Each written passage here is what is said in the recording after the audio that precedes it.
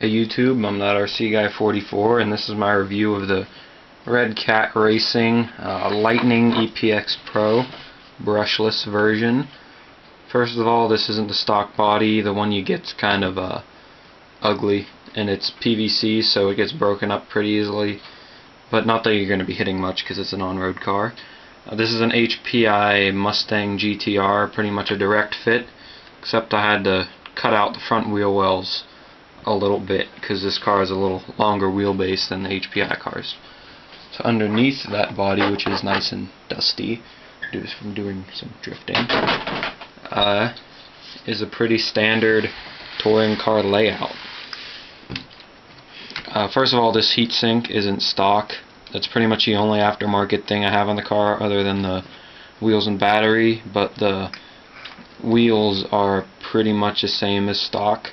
And the battery is a Gen Zeiss 5000 milliamp hour 40C 2-cell hard case, which is a really nice battery, especially for this car because it'll go for a really long time. If you're averaging about half throttle, it'll go for around an hour before you have to recharge. The suspension it has an okay amount of adjustability. You have 3 shock mounting options up top, but only 1 on the bottom all the way around. But they are aluminum threaded body shocks, so you can easily adjust your preload. Also, turnbuckles for camber links and steering links, so you can adjust your front camber and toe. In the rear, it's same turnbuckle camber links, same shocks and everything, but no toe angle adjustment. The chassis itself is a plastic plate with a aluminum brace up top. The pinion and spur are both enclosed in this box, so it prevents dirt and rocks from getting in there, but I still have had real small rocks getting in there and jamming the pinion and spur. Speaking of the pinion and spur, the pinion is brass and the spur is steel, which is a pretty nice feature. It's a little louder, but I think it's worth it because you don't have to worry about that. I'm not sure about the diffs. I'd assume they're steel since the spur is, but I'm not sure, so don't quote me on that. The motor itself is obviously brushless. I'm not sure of the KV on it, but it's a standard 540 size. I'm also unsure of the amperage on the ESC, but pretty standard, not waterproof ESC. Yeah, nothing much there.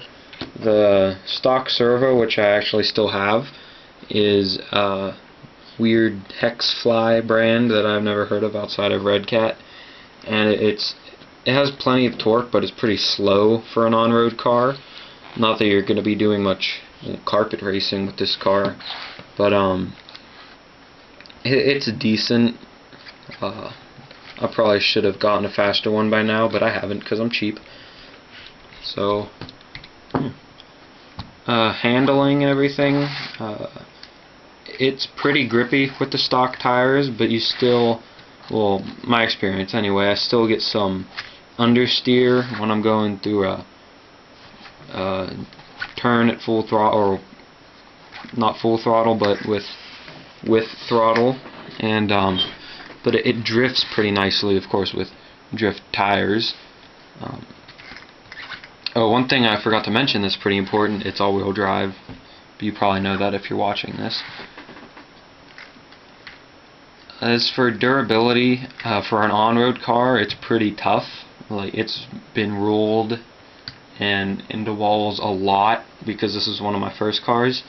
But the only structural breakages I've had is a front A-arm in the chassis plate broke right here, and the front bumper just came off. That was from hitting a wall pretty hard. So just don't hit a wall pretty hard and you'll be good. The radio that comes with this is well, pretty much a FlySky GT2, rebranded for Redcat. Really basic 2.4 gigahertz radio. It takes 8 double A's. Under this lid you have both channel reversing's up here, battery indicator lights, steering and throttle trim, also throttle dual rate for a nitro, and you're on and off right there. So this car costs around $200 pretty much anywhere you get it, and it's pretty decent for just an on-road basher, but I wouldn't recommend it if you're doing carpet racing. But even though it is shaft driven, it drifts pretty nicely with drift tires, so I would recommend it for a newbie because I haven't really had many problems with it. So